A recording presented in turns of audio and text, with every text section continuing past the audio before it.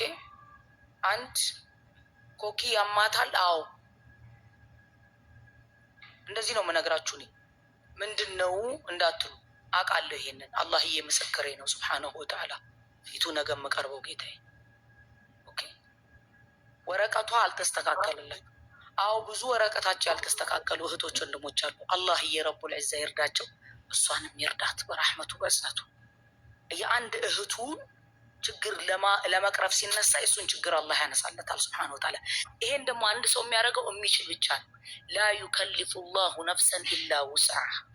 አላህ ሱብሓነሁ ወተዓላ በማንችለው ነገር ማንንም አልጠየቀም፣ አላስገደደም። ሰደቃ እኮ የቻለ ይስጥ ነው የተባለው አይደለም? ከቻልን ነው የምንሰጠው። ካልቻልን ዱዓ ማድረግ አንድ ሰው ካልቻለ ዝም። ቁርአን ላይ መናዒን ሊልኸይር ወላ ቱጢዕ ኩለ ሐላፊን መሂን ሀማዚን መሻኢን ቢነሚም መናዒን ሊልኸይር ብሎ ተናግሯል ረሱልና ዓለይሂ ሰላቱ ወሰላም። መናዒን ሊልኸይር ማለት ምንድን ነው? ኸይር ስራ እንዳይሰራ የሚከለክሉ እንዳትሰማቸው። ይሄ አላህ ቃል ነው ሱብሓነሁ ወተዓላ። አላሁ ረቡል ዒዛ ደግሞ አንድ ሰው ለኸይር ነገር ቢሰራ መልካቸው ለህቱ ብሎ ሲቆም አላህ ሱብሓነሁ ወተዓላ ይቀበላል።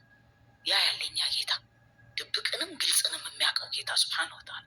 ስለዚህ እዚህ ላይ ማገዝ የምትችሉ አህለው ሳለን፣ የማትችሉ ዱዓ አርጉላት። ዱዓ እኮ ለአንድ እህቱ ሲያደርግ ለአንድ ወንድሙ ሲያደርግ መላኢካ እዚህ ላይ ቆሞ ለአንተም የሚለዋል። ምንም ማድረግን ካልቻላችሁ ዱዓው ማድረግ እንኳን አንድ ሰው ከከበደው አላህ ሱብሓነሁ ወተዓላ ረሱል ዓለይሂ ሰላቱ ወሰላም በአኺራ በቂያማ ቀን ያመነ በአላህ ሱብሓነሁ ወተዓላ ያመነ ኸይር ይናገር ወይ ዝም ይበል ብለዋል ብሎ ዝም ማለት። አላሁ ረቡል ዒዛ እኔንም እናንተንም ድብቅም ከሆነ ግልጽም ከሆነ ከምናቀው ከማናቀው በሽታ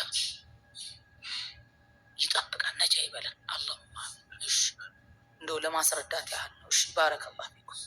እሺ አንድ ይሄ ሁሉ ነገር ተነግሯችሁም ግን ዛሬም እጃችሁም አንደበታችሁም በእሷ ላይ አላርፍ ያለው አላህ ሱብሓነሁ ወተዓላ እሷ ከቀመሰችበት ውሃ ያጎጫችሁ፣ ህመሟን አላህ በቤታችሁ ያስገባ። ይህንን ስላችሁ ብዙ ካብራራው በኋላ ነው።